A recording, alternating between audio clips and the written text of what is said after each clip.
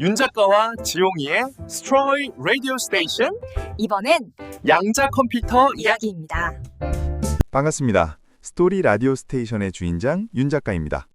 오늘은 여러분과 함께 인류가 맞이한 가장 거대한 지적 해일, 양자 컴퓨터의 심연으로 들어가 보려 합니다. 단순히 슈퍼컴퓨터보다 빠르다는 뻔한 선입견은 잊으세요. 오늘 제가 들려드릴 이야기는 우주의 비밀을 해킹하려 했던 천재들의 광기 어린 집착과 그 과정에서 발견한 소름 돋는 물리적 마법에 관한 대서사시입니다. 1편의 일부, 자염의 비밀을 풀려는 거장들의 모의, 지금 바로 시작합니다. 여러분, 지금 여러분 앞에 있는 스마트폰이나 노트북, 이 녀석들은 세상을 어떻게 볼까요? 아주 단순합니다. 비트라고 하죠. 전기가 흐르면 1, 안 흐르면 0. 딱 두 가지 상태로만 온 세상을 기록합니다. 이 흑백 논리의 세계를 우리는 디지털이라 부르고 이 주판을 튕기는 방식을 고전 컴퓨팅이라고 합니다. 그런데 말입니다. 여러분이 숨쉬는 공기, 물컵 속의 물 분자, 그리고 우리 몸을 구성하는 단백질들, 이 대자연의 주인공들이 과연 0과 1로 작동할까요? 천만의 말씀입니다. 자연은 0이면서 동시에 1이기도 하고 동쪽으로 가면서 동시에 서쪽으로 가기도 하는 아주 기괴하고 모호한 규칙으로 돌아갑니다. 양자 컴퓨터의 탄생은 더 좋은 그래픽 카드를 만들려는 공학적 욕망에서 시작된 게 아닙니다. 인간이 만든 기계가 과연 신이 설계한 이 복잡한 우주를 단 한 줄이라도 제대로 받아 적을 수 있는가라는 물리학자들의 처절한 반성에서 시작되었습니다. 오늘 그 전율 돋는 첫 페이지를 넘겨보겠습니다. 자, 타임머신을 타고 1981년 5월로 날아가 봅시다. 미국 MIT 근처의 고풍스러운 저택 엔디콧 하우스입니다. 이곳에서 역사적인 제1회 물리학과 계산 컨퍼런스가 열렸습니다. 당시 분위기는 그야말로 냉전 그 자체였습니다. 넥타이를 꽉 조여맨 컴퓨터 과학자들은 비트만 있으면 세상 모든 걸 다 계산할 수 있다고 자부했고, 헝클어진 머리의 물리학자들은 너희가 진짜 우주를 알아? 라며 비웃었죠. 이 두 집단이 충돌하며 양자 컴퓨팅이라는 불꽃이 튄 현장에 우리가 잘 아는 리처드 파인만이 등장합니다. 파인만은 노벨상을 받은 천재 물리학자이면서도 봉고 드럼을 치고 금고를 털던 괴짜였죠. 그는 기조연설에서 역사의 길이 남을 사자후를 토합니다. 자연은 고전적이지 않습니다, 제기랄. Nature isn't classical, damn it. 그러니 자연을 시뮬레이션하고 싶다면 양자역학적인 기계를 만드는 게 좋을 겁니다. 이 짧은 문장 하나가 잠자고 있던 과학계의 뒤통수를 후려쳤습니다. 주판, 즉 고전 컴퓨터로 파도를 계산하려고 하지 마. 파도를 계산하려면 파도를 닮은 기계를 만들어야 해. 라는 파격적인 선언이었습니다. 왜 파인만은 그토록 분노했을까요? 고전 컴퓨터가 맞닥뜨린 거대한 벽, 전문 용어로 지수적 폭발 때문입니다. 여러분이 전자의 상태를 시뮬레이션한다고 칩시다. 전자 한 개의 상태를 기록하려면 메모리 칸 2개가 필요합니다. 위 또는 아래. 전자 2개면 4개가 필요하죠. 그럼 전자 10개면 2의 10제곱, 즉 1024개입니다. 자, 여기서 소름 돋는 계산 들어갑니다. 딱 300개의 전자로 이루어진 시스템을 고전 컴퓨터로 정확히 모사하려고 하면 필요한 메모리 칸은 얼마일까요? 정답은 2의 300제곱이겠죠? 이 숫자가 감이 안 오시죠? 이 숫자는 관측 가능한 우주 전체에 존재하는 모든 원자의 수인 10의 80제곱보다 훨씬 많습니다. 우주 전체를 털어서 메모리칩을 만들어도 고전 컴퓨터로는 단백질 분자 하나 속에 전자가 어떻게 노는지조차 완벽하게 기록할 수 없다는 뜻입니다. 인류가 만든 최고의 슈퍼컴퓨터도 자연이라는 거대한 도서관에 책 한 권조차 제대로 못 읽고 있다는 사실, 정말 충격적이지 않나요? 여기서 여러분이 가장 궁금해하시는 질문이 나옵니다. 작가님, 양자 컴퓨터는 모든 길을 동시에 간다면서요? 그럼 결과도 수조 개가 쏟아질 텐데 그 중에서 어떻게 정답 하나만 골라내는 건가요? 이것이 바로 양자 컴퓨터의 진짜 필살기, 상쇄 간섭입니다. 이걸 이해하려면 우리가 알던 확률의 상식을 완전히 버려야 합니다. 보통 우리가 주사위를 던지면 확률은 0에서 1 사이의 양수입니다. 하지만 양자 세계에서는 확률 대신 확률 진폭이라는 값을 씁니다. 이건 파동의 높이와 같아요. 중요한 건 파동은 위로 솟을 수도 있지만 아래로 꺼질 수도 있다는 사실입니다. 양자 알고리즘을 설계한다는 건 이 파동들을 교묘하게 배치하는 예술입니다. 우선 오답 경로, 즉 틀린 답으로 가는 수만 가지 경로의 파동들이 서로 반대 방향, 위 플러스와 아래 마이너스로 만나게 만듭니다. 그럼 어떻게 될까요? 마치 노이즈 캔슬링 이어폰이 주변 소음을 지워버리듯이 오답의 확률이 0으로 증발해버립니다. 이것이 바로 상쇄 간섭입니다. 반대로 정답으로 가는 경로들은 파동들이 같은 방향으로 겹치게 만듭니다. 그럼 파동을 커지듯 확률이 폭발적으로 증폭되죠. 이렇게 파동 간의 인섭 현상으로 정답인 경로들만 살리는 걸 보강 간섭이라고 합니다. 좀 더 쉽게 이해하기 위해서 비유를 하자면 미로 속에 갇힌 쥐들이 있다고 합시다. 이 중 고전 컴퓨터라는 쥐는 벽에 부딪히며 모든 길을 일일이 가봐야 합니다. 하지만 양자 컴퓨터라는 쥐는 미로 전체에 물을 채워버리는 것과 같습니다. 물결이 퍼져나가다 막힌 길, 즉 오답에서는 파도가 서로 부딪혀 사라지고 오직 뚫린 길, 정답으로만 거대한 파도가 몰려나가는 원리죠. 계산을 다 하고 나서 답을 찾는 게 아니라 답이 아닌 것들을 물리적으로 지워버리는 것. 이것이 양자 컴퓨터의 경이로운 비결입니다. 우리는 양자 컴퓨터의 아버지를 리처드 파인만으로 기억하고 있습니다.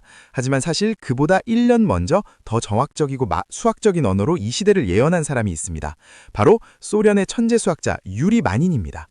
1980년 모스크바 국립대학교의 교수였던 마닌은 그에 져서 계산 가능한 것과 계산 불가능한 것에서 폭한 선언을 합니다.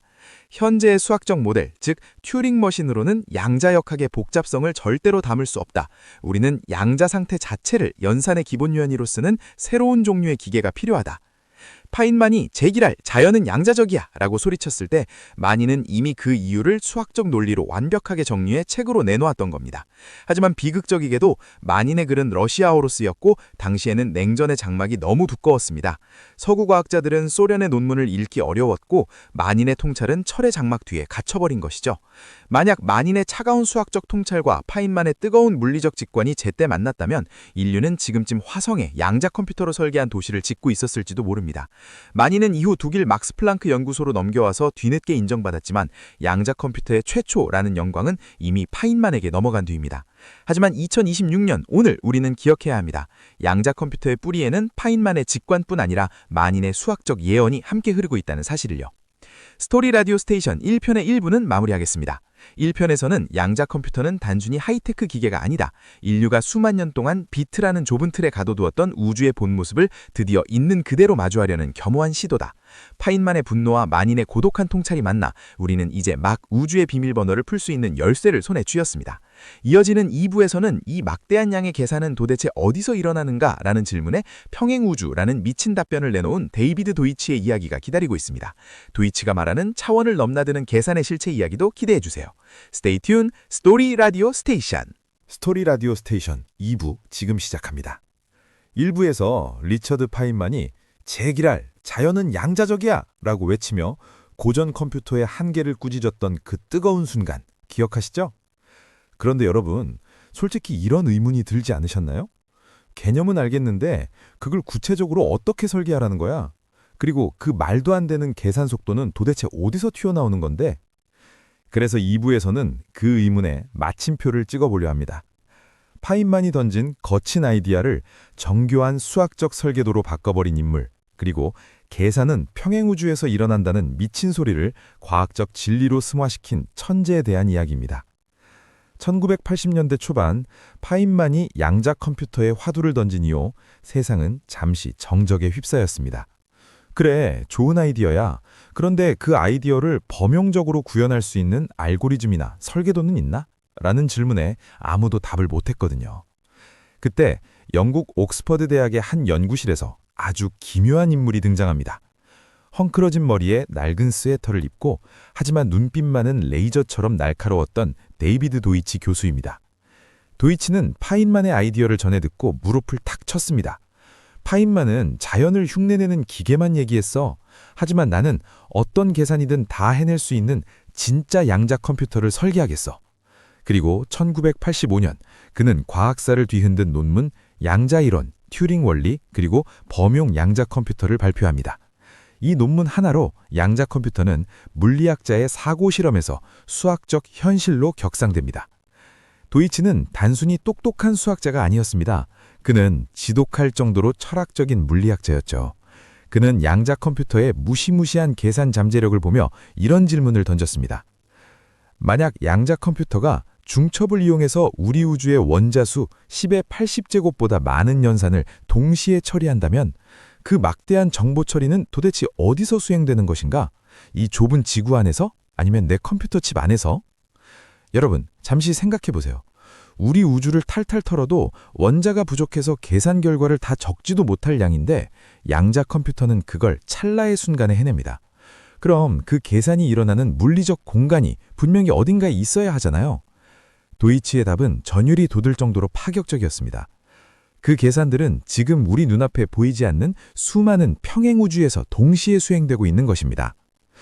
윤 작가님, 평행우주라니 너무 SF 영화 아니에요? 라고 하실 분들을 위해 제가 아주 찰진 사례를 다시 가져왔습니다. 우리 인생의 영원한 고민, 선택의 문제로 비유해보죠. 앨리스가 내일 주식이 오를지 내릴지를 예측한다고 상상해보죠.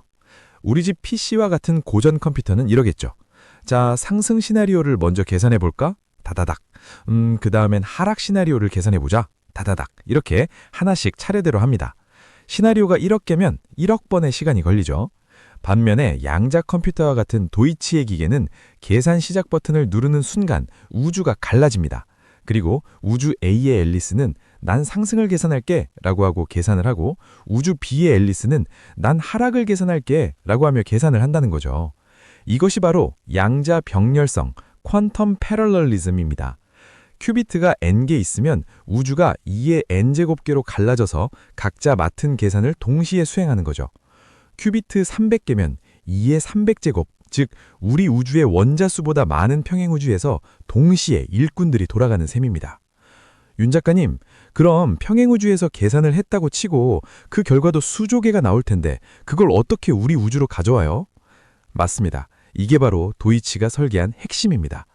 계산이 끝나면 갈라졌던 우주들을 다시 하나의 우주로 합칩니다. 이때 앞서 설명드린 상쇄 간섭을 이용하죠. 틀린 답을 찾은 우주들의 목소리는 서로 상충돼서 사라지게 만들고 정답을 찾은 우주들의 목소리만 크게 올리도록 보강 간섭을 설계하는 겁니다. 우리는 그저 정답만 쏙 배달받으면 되는 거죠. 즉, 양자 컴퓨터는 평행우주에서 정보를 약탈해오는 장치인 셈입니다. 도이치는 휴 에버레트의 다세계의 해석을 신봉했습니다. 그는 양자 컴퓨터가 말로 평행우주가 실제하는 가장 강력한 증거라고 믿었죠. 그는 이렇게 말하곤 했습니다. 우리가 보는 현실은 거대한 다무주의 아주 작은 단면일 뿐이다. 양자 컴퓨터는 그 너머의 우주에 있는 무한한 계산 자원을 잠시 빌려오는 인터페이스와 같다. 여러분, 지금 우리가 스마트폰을 보고 유튜브를 하는 이 공간 속에서 사실은 수많은 평행우주의 일꾼들이 동시에 가동되고 있다고 상상해보세요. 이 얼마나 짜릿하고도 무시무시한 일인가요? 도이치는 헛소리로 들리던 이 미친 상상력을 수학적으로 증명해냈습니다. 그리고 인류가 다차원적 존재로 거듭날 수 있는 길을 열어주었습니다. 도이치의 논문은 구체적으로 평행우주에서 정답을 가져오는 방법을 설명한 건 아니고 너무나 파격적인 개념만을 수학적으로 표현한 것이었죠. 그래서 사실 도이치가 처음 이 논문을 냈을 때 학계의 반응은 미친 거 아니야 였습니다. 평행우주라니 물리학자 소설 쓰냐? 라는 비아냥이 쏟아졌죠. 하지만 도이치는 굴하지 않았습니다. 그는 오히려 이렇게 되물었습니다. 그럼 너희는 이 말도 안 되는 계산 에너지가 도대체 어디서 튀어나오는 건데 설명 못하겠으면 내 평행우주 이론을 받아들여. 하지만 시간이 지나면서 그의 개념과 수식들이 공학적으로 구현되는 방법들이 개발되고 그의 고집 덕분에 인류는 단순한 양자 현상을 넘어 양자 알고리즘이라는 강력한 무기를 갖게 되었습니다. 만약 도이치의 이 미친 상상력이 없었다면 우리는 여전히 양자를 그덧 관측하면 변하는 이상한 현상 정도로만 치부하며 실험실 구석에 처박아 두었을지도 모릅니다. 오늘 저와 함께한 2부는 어떠셨나요? 리처드 파인만이 제기랄, 자연은 양자적이야 라고 외치며 문을 발로 찼다면 데이비드 도이치는 그 문 너머에 펼쳐진 무한한 평행우주라는 신세계를 우리에게 보여주었습니다. 양자 컴퓨터는 단순히 성능 좋은 하드웨어가 아닙니다. 인류가 우주의 차원을 넘나들며 정보를 처리하려는 원대한 탐험의 시작입니다. 이제 이론은 충분히 다룬 것 같아요. 근데 TV에서 본 그 금빛 샹들리에 같은 기계는 어떻게 만드는 거야? 진짜로 돌아가긴 해? 누가 제일 잘 만드는데? 라는 의문이 드실 텐데요. 다음 제2편에서는 이 이론적인 괴물을 현실로 끄집어내기 위해 수조 원의 현금을 쏟아붓고 있는 거인들, 구글 대 IBM의 피 튀기는 전쟁 이야기를 들려드릴 거예요. 구글의 윌로우 칩이 도대체 어떻게 우주의 시간을 5분으로 압축했는지, 그리고 그 속에서 대한민국은 어떤 필살기를 준비하고 있는지, 이어지는 2편도 절대 놓치지 마세요. 채널 고정! 지금까지 스토리 라디오 스테이션의 주인장 윤 작가였습니다. 여러분, 오늘 밤은 평행우주에 있는 또 다른 여러분과 함께 행복한 꿈 꾸시길 바랍니다. 안녕!